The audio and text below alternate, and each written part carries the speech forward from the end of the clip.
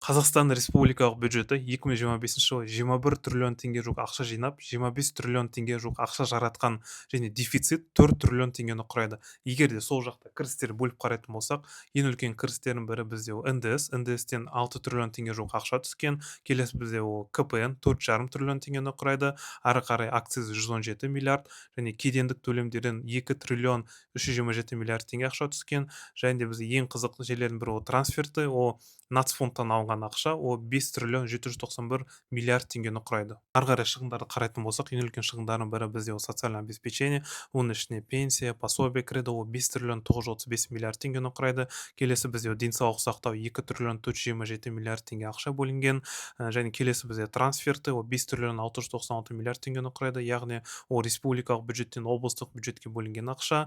Және келесі бізде Қазақстан өзінің қарыздары бар және қарыздарына процент төлейді, ол 2 триллион 607 миллиард теңгені құрайды. Жалпы бұл жерде көңіл бөліп қарайтын болсақ, ол денсаулық сақтаудан және білім және ғылымға бөлінген ақшадан да көп.